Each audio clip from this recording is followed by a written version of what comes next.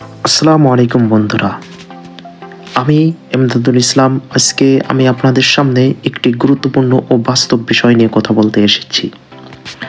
আপনারা হয়তো জানেন, আমি নিজেও বিদেশে কাজের উদ্দেশ্যে এসেছি এবং এই পুরো যাত্রায় আমি অনেক অভিজ্ঞতা অর্জন করেছি। কিন্তু আমি দেখেছি অনেকেই ভুল তথ্য বা প্রতারণার কারণে সব কিছু হারিয়ে ফেলেন। তাই আজকের এই ভিডিওটা শুধু তথ্য নয়, বরং সতর্ক বার্তা, প্রস্তুতির পথ আর ভবিষ্যতের সুযোগ নিয়ে।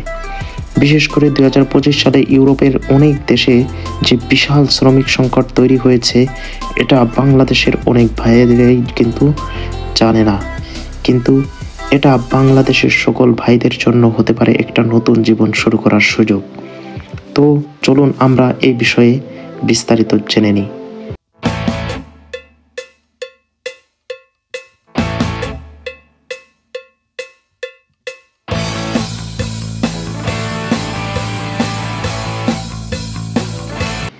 তো আপনি কি ইউরোপ যেতে চান, কাজ করতে চান লিগ্যালভাবে, তাহলে এই ভিডিওটা আপনার জন্য হবে সবথেকে বেটার।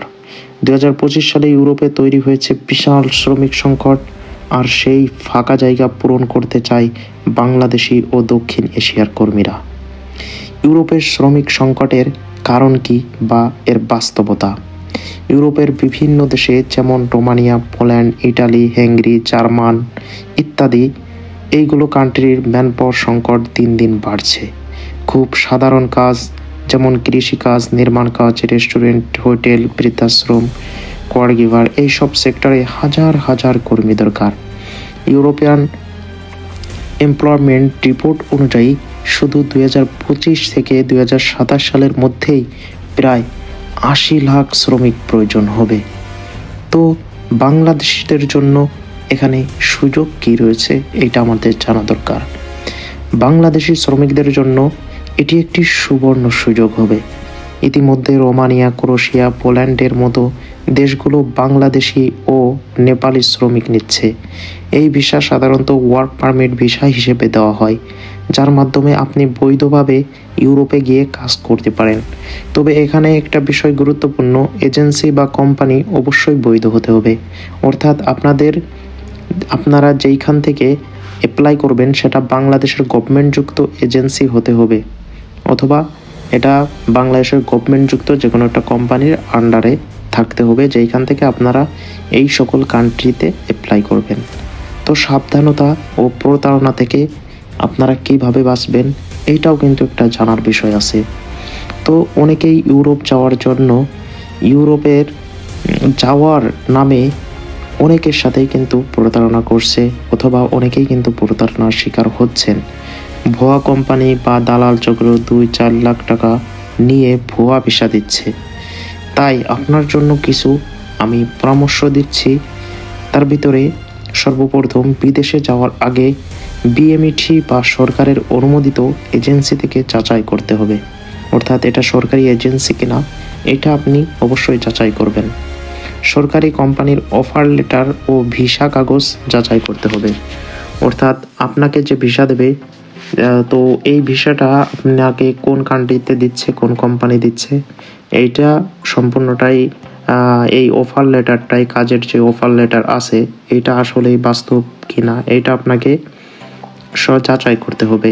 এইটা যাচাইয়ের জন্য আপনি যে কোনো সরকারি গভর্নমেন্টযুক্ত যে কোনো একটা এজেন্সিতে গেলে কিন্তু তারা এটা আপনার কাজের এই ভিসাটা অরিজিনাল কিনা এটা তারা দেখে দিতে পারবে। ইউটিউব বা ফেসবুকে ভাইরাল বিজ্ঞাপন দেখে যদি আপনি টাকা দেন, তো সেইটা সম্পূর্ণই ধরা খাবেন। সেই ক্ষেত্রে ইউটিউব বা ফেসবুক ইত্যাদি এই সব জায়গায় যেগুলো স্পন্সর হয়, এইগুলো দেখেই কিন্তু আপনি কোথাও কোনো বেসরকারি এজেন্সি থেকে কোনো প্রতারকের কাছে কিন্তু টাকা দিবেন না, অথবা আপনার পাসপোর্টের কোনো ফটো অথবা ইত্যাদি পাসপোর্ট কখনোই জমা দিবেন না। এই দিকে সম্পূর্ণ সতর্ক থাকবেন। বিশ্বাস করুন, লিগ্যাল পথে গেলে ইউরোপ যাওয়া কঠিন না। তবে যদি ভুয়া পথে আপনি যদি পা বাড়ান, তাহলে কিন্তু অবশ্যই সর্বনাশ আপনার নিশ্চিত।